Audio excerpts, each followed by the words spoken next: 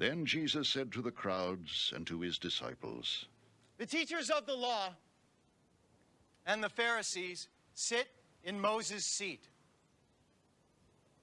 So you must obey them and do everything they tell you. But do not do what they do, for they do not practice what they preach. They tie up heavy loads and put them on men's shoulders. But they themselves are not willing to lift a finger to move them. Everything they do is done for men to see. They make their phylacteries wide and the tassels on their garments long. They love the place of honor at banquets and the most important seats in the synagogues. They love to be greeted in the marketplaces and to have men call them rabbi. But you are not to be called rabbi, for you have only one master, and you are all brothers. And do not call anyone on earth Father, for you have one Father, and he is in heaven. Nor are you to be called teachers, for you have one teacher, the Christ. The greatest among you will be your servant, for whoever exalts himself will be humbled,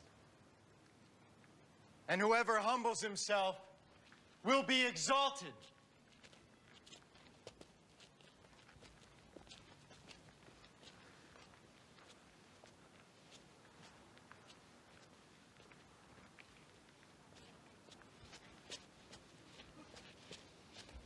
Woe to you, teachers of the law and Pharisees, you hypocrites! You shut the kingdom of heaven in men's faces. You yourselves do not enter, nor will you let those enter who are trying to. Woe to you, teachers of the law and Pharisees, you hypocrites! You travel over land and sea to win a single convert. And when he becomes one, you make him twice as much a son of hell as you are. Woe to you, blind guides! You say if anyone swears by the temple, it means nothing. But if anyone swears by the gold of the temple, he is bound by his oath. You blind fools! Which is greater, the gold or the temple that makes the gold sacred? You also say, if anyone swears by the altar, it means nothing. But if anyone swears by the gift on it, he is bound by his oath. You blind men, which is greater, the gift or the altar that makes the gift sacred? Therefore, he who swears by the altar swears by it and by everything on it. And he who swears by the temple swears by it and by the one who dwells in it. And he who swears by heaven swears by God's throne and by the one who sits on it.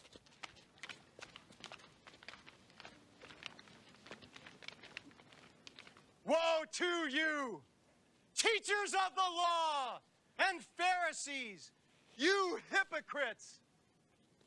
You give a tenth of your spices, mint, dill, and cumin, but you have neglected the more important matters of the law: justice, mercy, and faithfulness.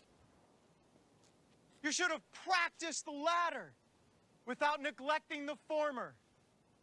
You blind guides! You strain out a gnat, but swallow a camel. Woe to you, teachers of the law and Pharisees, you hypocrites! You clean the outside of the cup and dish, but inside they are full of greed and self-indulgence. Blind Pharisee! First clean the inside of the cup and dish, and then the outside also will be clean. Woe to you, teachers of the law and Pharisees, you hypocrites! You're like whitewashed tombs, which look beautiful on the outside, but on the inside are full of dead men's bones and everything unclean. In the same way, on the outside, you appear to people as righteous, but on the inside, you are full of hypocrisy and wickedness. Woe to you, teachers of the law and Pharisees, you hypocrites! You build tombs for the prophets and decorate the graves of the righteous.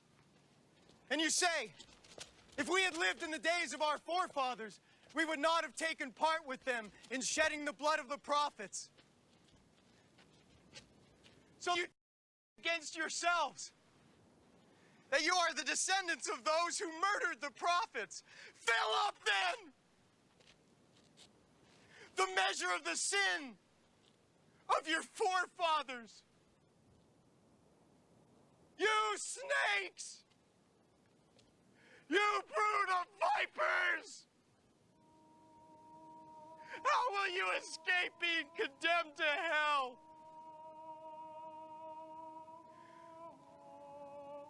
Therefore, I am sending you prophets and wise men and teachers. Some of them you will kill and crucify. Others you will flog in your synagogues and pursue from town to town. And so, upon you will come all the righteous blood that has been shed on earth. From the blood of righteous Abel to the blood of Zechariah, son of Berechiah, whom you murdered between the temple and the altar. I tell you the truth. All this will come upon this generation.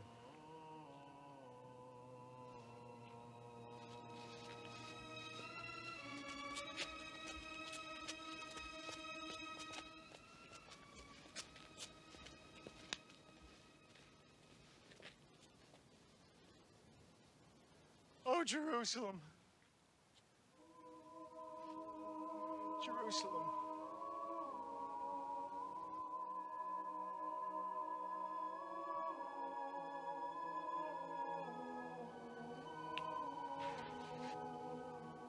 You who killed the prophets and stoned those sent to you.